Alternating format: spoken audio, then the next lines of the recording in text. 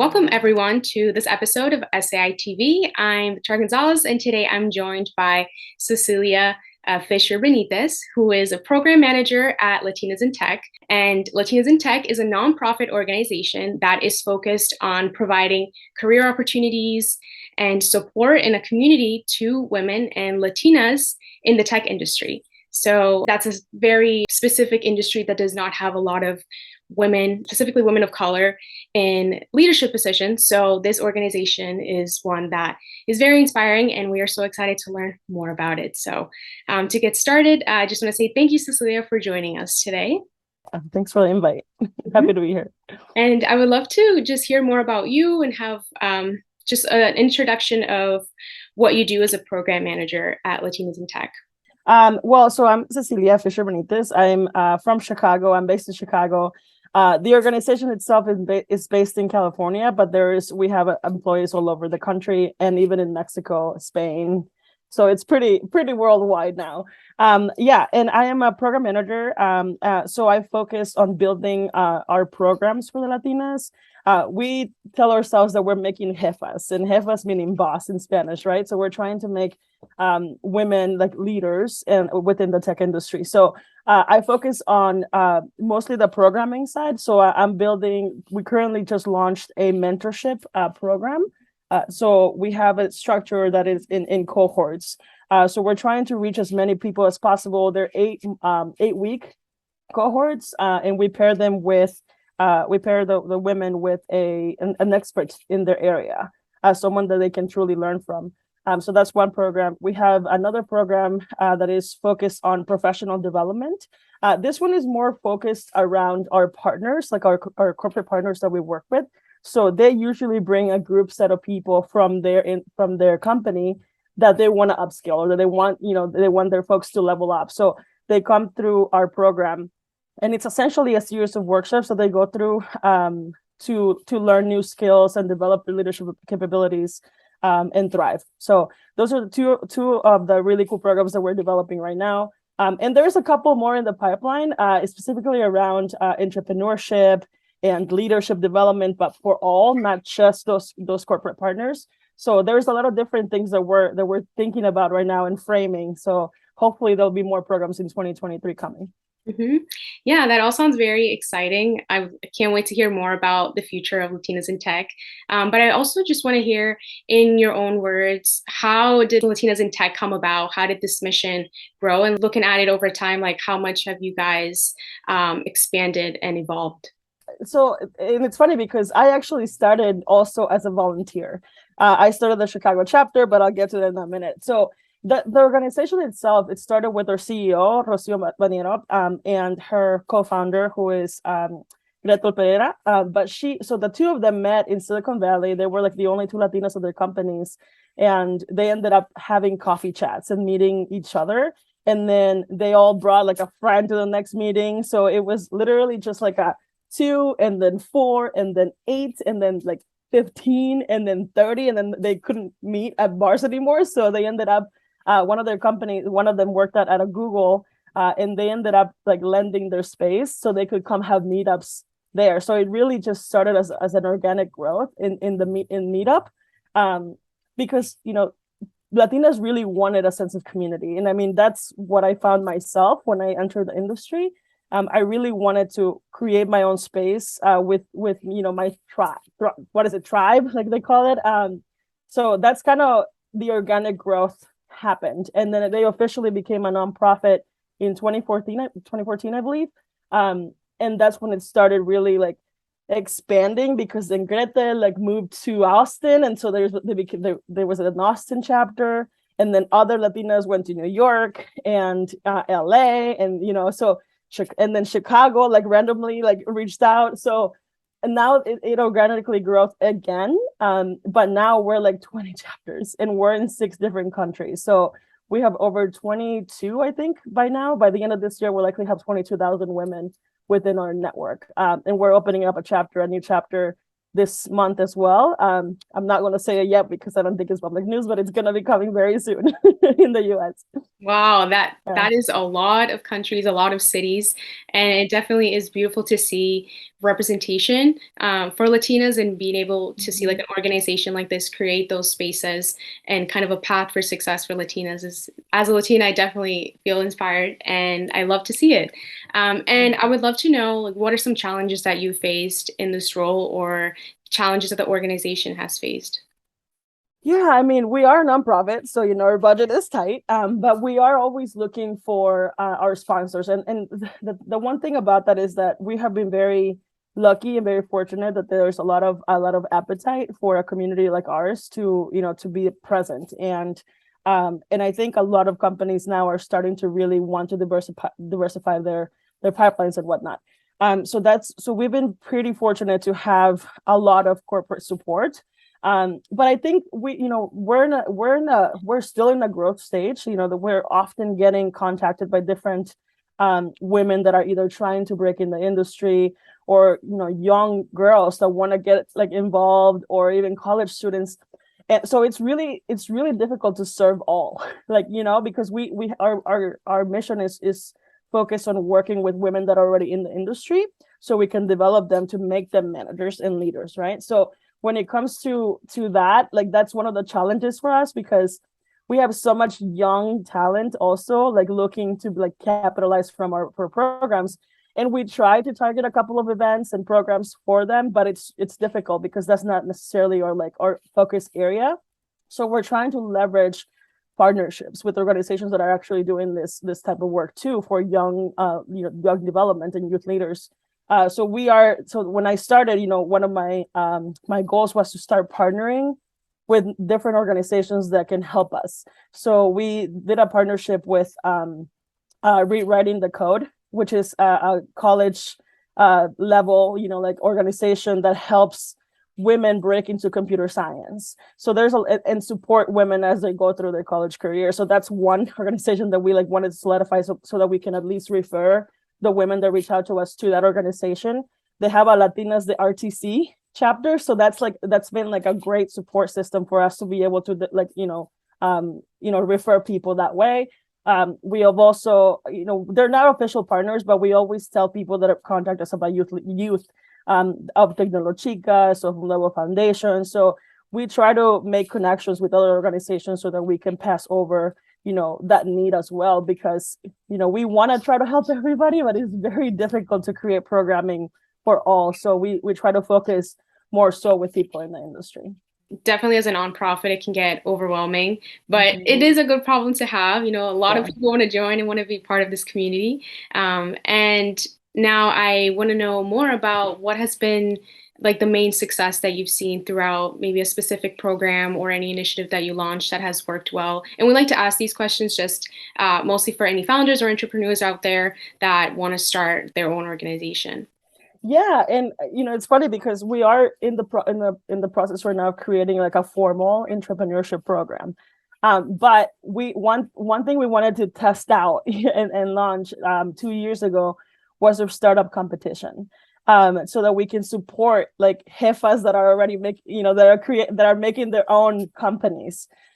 So in 2021, right? Yeah, 2021, we had our first Latinas in Tech Summit pitch competition. So we had over 180 startups apply of Latina founders that wanted to be part of it, and that was something that we didn't even imagine that was going to happen. Not a lot of women, start their own startups and get funding. So that was why that was one of the reasons why we wanted to kind of test it out, and then we saw that there's definitely a demand for that. So then we had another one this year that I led, and we had another 120 startups apply to pitch. And so we're seeing that there's definitely this need to prepare founders as well, and help Latinas start their own businesses and their own startups. So that's why the whole idea of creating a more structured entrepreneurship program that can truly support them and get ready to raise capital, or get ready to at least join an incubator or what do they call them, accelerator. So that's something that we're trying to really look into right now as well, because we see that there is a growing need for that type of entrepreneurial support. now talk to me a little bit about the chapters and specifically Chicago's chapter too. Like, Yeah. Yeah, I mean, I can tell you my like quick short story of like how I, I founded and started the Chicago chapter with my friend Yvonne Gonzalez. So the two of us were the ones, the co-leaders of Chicago back in like late 2018, early 2019. Like I mentioned earlier, I was just like I felt lonely when I was working in Chicago. It was like my first time in a big tech company role. And I was there for a few months already and just didn't really see a lot of people that look like me in that space. So I started kind of wondering what's going on here. Like, where are all the Latinas in technology? And I literally just Google search Latinas in technology, and Latinas in tech came up. And I'm like, oh my God, this organization exists. And I mean, at that time, they were already like, I think 6 chapters strong. So we were the 7th chapter that came on board. But I was like, okay, I need to reach out to them. So it was literally just a cold email to Rocio. And I'm like, hey, you don't know me. I'm Ceci. Like, I'm, from here, from Chicago. Like, I saw that you have a summit coming up. I think it was the 2nd annual summit. And I'm like, I want to come in November and talk to you about bringing a chapter to Chicago. My company is sponsoring me to go. I'm very serious about this. I hope we can chat. And to my surprise, so she responded like 2 days later and said, hey, like, it's great to hear from you. Thank you so much for reaching out. She's like, you're coming to the summit from Chicago. Wow, that's initiative, and we talked a little bit about some of the requirements and she kind of told me like, there is someone that I know from Chicago that just moved there that used to be a member here in San Francisco. So I'm gonna connect you to her. You can chat with her more about her experience and then you can, plan together. So that was perfect. And it was Yvonne.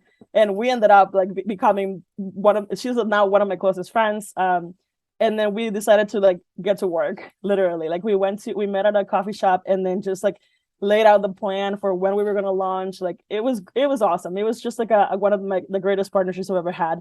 And the two of us, like after 3 months, like in March of 2019, we launched the chapter. And, we were expecting like hopefully 30 people show up to our first event. And we ended up getting like 80, about over 150 people RSVP'd, and then we got about 80 people. It helped that we had backing from like the Microsoft office because I have a couple of connections in Chicago, so I was reaching out to people about helping me kind of like make this a thing, and we were spotted in like one of the local tech newspapers, and then more people found out and started reaching out, and it was great. So we had a lot of community support that helped us launch and have a pretty successful chapter since. I think, like I said, we started with like 80 people that showed up, and now we're like 800 people on our Facebook group as members and that communicate and share resources and things. But yeah, so every chapter is a little different, but, and depending on size. But the bigger the city and the tech space, you create a pretty substantial network. Mm-hmm. Yeah, that sounds like it really worked out perfectly. Yeah, for us, it did really well. And I hear you mentioned that you had some backup from Microsoft and you guys work hand in hand with big tech companies. So I just want to ask you why, or like, what's a way that companies can expand their diversity and inclusion like throughout their companies, or maybe why it's so hard for companies to actually give Latinas leadership opportunities? Yeah, I mean, that's a loaded question on itself. Like, part of me doesn't really quite understand why there are not more Latina women in leadership, because we're definitely smart and we can do it, right? But Latinas in tech, I think is a unique position to be able to support them, at least like give them insights into why these women are definitely qualified.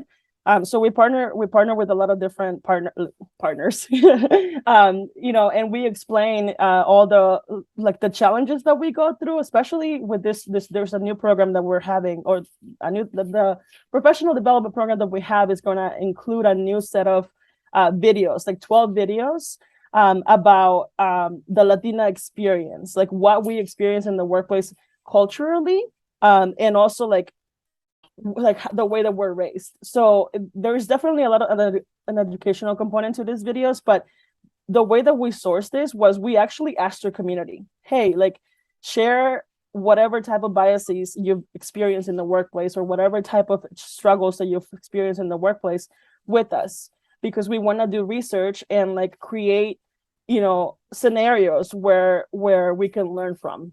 We received over like 150 entries of whatever people have gone through in the industry, like whether it's bias, whether it's unconscious bias, whether it's flat out discrimination assumptions, so so that really, it brought a lot to us, a lot of I guess like it made it clear that there's definitely a lot of bias and a lot of cultural, like, I don't want to say disadvantages, but like cultural barriers, when it comes to kind of like branding ourselves as well, and the imposter syndrome that we face. So we created this set of videos that we're going to be including as a professional development course for our companies, so they can see, like, what are some of the struggles that we go through, and then have those discussions with their leaders. So that's a good way to kind of create insight and education for our corporate partners.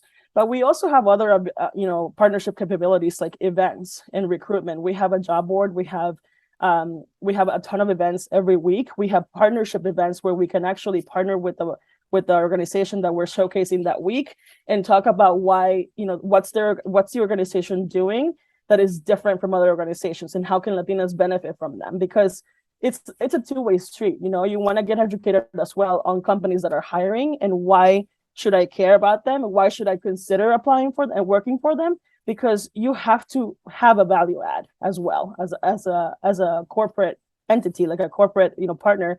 You have to be able to treat our Latinas the right way. We don't want to just partner with organizations that are just saying that they're supporting Latinas. We want to see it in action. So we actually meet before any partnership, any announcement, and any of that. We meet with them and we discuss a serious, like, their goals, what we're looking for in a partner, like how are they going to support our Latinas, like resources that we can share with our Latinas. So it's not just like a pay us and we'll partner with you. It's like we're betting each other. So it's definitely a true partnership, and we want to make sure that our Latina members capitalize as much as they can from every partner that we work with. You make very great points, and it's very insightful as well, and very important for our viewers to know and educate themselves more on this topic and these issues that are happening. And to conclude this interview, I just want to ask you if you have any piece of advice or suggestions to Latinas that are either entering the tech industry or already in it but don't know what step to take. Yeah, and I think it's great for anyone that is trying to break in or entering, that is coming without a tech background, or even like or any background. Like, really, I broke into tech, by chance, by working my butt off, really, like going to so many events and building my network. And I think one of the things that I wasn't aware of at first was, where do I want to go? Like because tech is huge. There's different part. Like, you don't have to have a coding background. You don't have to have a technical background to join tech. There is, recruiting. There is marketing. There is like product, customer support, customer success. There's a lot of different departments that you can take advantage of. Data, project management. So it really like depends on where you want to go and what skills do you already have that you can transfer in. And I think it's really important for me, like that was really key for me, like focusing on like, okay, I have a plan. Here's 5 different things that I can do. But having 5 different things that you can do or 5 roles that I could do is already too much.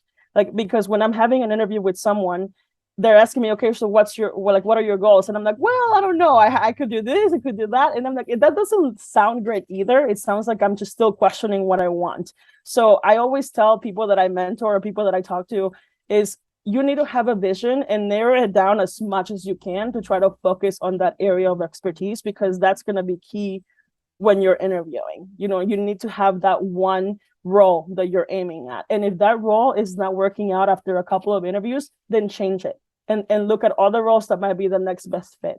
And that might lead you somewhere else. So I'm not saying to like completely close all those 5 paths, but I think it's very important to just focus on that one path that you want to head and research that as much as possible and go forward, and not have 5 things that I wish I knew that when I was starting, because I was like, I can do all these 3 things. Like, I don't know this, I can do this. And then I would apply for that. and then I would apply for that, and then the other thing. So it was very difficult to even keep track when I was interviewing, like, oh, what was this again? Like it was, so I would say narrow it down as much as you can and focus on that. And then if you have to iterate, then iterate to the next one. That's a great piece of advice. I can Yeah. definitely benefit from it as well because I can see like a lot of times you don't know where to go, so you have all these options and it can get overwhelming. But that is very great. Just stick to something, research it, and try to perfect it as much as possible. So I have actually one more piece of advice. I have two. So the next one is mentorship. You know, networking is very important, yes, and you actually might end up finding a mentor that way. But mentorship is another key to support you, right? And at Latinas in Tech, we actually we have our mentorship program, and we're launching the full program next year. So anyone can actually go ahead and apply now because they will likely be matched in the next couple of months. And for that, you know, we don't require a specific background. Anyone from any level can participate in the mentorship program. We are also in need of mentors. So if you have at least 10 years experience in your field in technology that you're watching this, like, we need you to mentor. It's a cohort. It's one cohort every month, or two cohorts every month, but you can choose to just, you know, mentor one person, and that's usually 4 hours a month is all that we require, and it's just for 2 months. So we're definitely need mentors for this program and mentees. So if you're a mentee, also apply to get mentorship through the Latinas in Tech mentorship program. Mm-hmm. That's wonderful. That's great. I'm glad you mentioned that. I'm sure there's a lot of people out there that would be interested. And especially with all the resources that you guys have, it would be very beneficial. So thank you again so much. And I'm excited to see all of the great things that Latinas in Tech continues to accomplish. Thank you, Victoria. I really enjoyed myself, and I appreciate the invite.